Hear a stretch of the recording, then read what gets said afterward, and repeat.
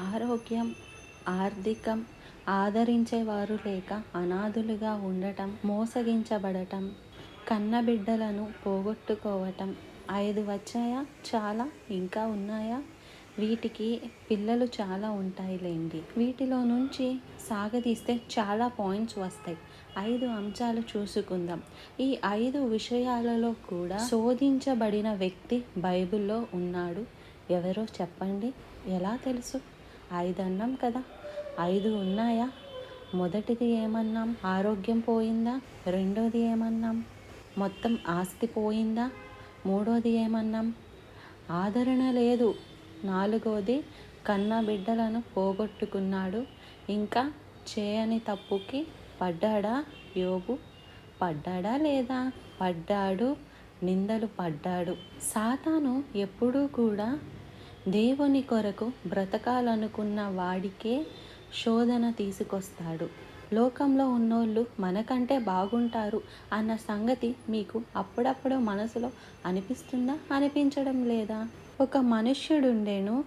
అతని గురించి పెద్ద దైవజనుడనో, లేకపోతే పెద్ద ప్రవక్తనో, లేకపోతే పెద్ద గొప్ప ధనవంతుడనో చెప్పలేదు. అతని గురించి ఒక మనుష్యుడతను, ఒక మనిషికి వచ్చే బాధలన్నీ యోబుకు వచ్చాయి.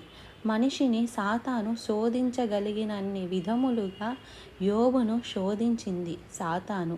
మనుష్యుడు ఉండెను. అతడు యథార్థపరుడు, న్యాయవంతుడు, దేవుని యందు భయభక్తులు గలవాడు, చెడుతనం విసర్జించినవాడు.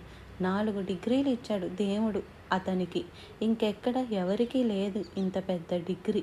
యథార్థపరుడు, ఉన్నది ఉన్నట్లుగా ఉండేవాడు, న్యాయవంతుడు, న్యాయం జరిగించేవాడు, అన్నిటికంటే ముఖ్యం దేవునికి భయపడేవాడు, మనుషులకు భయపడేవాడు కాదు, దేవుని యందు భయభక్తులు గలవాడు, చెడుతనాన్ని, పాపం అంటే అసహ్యించుకునేవాడు.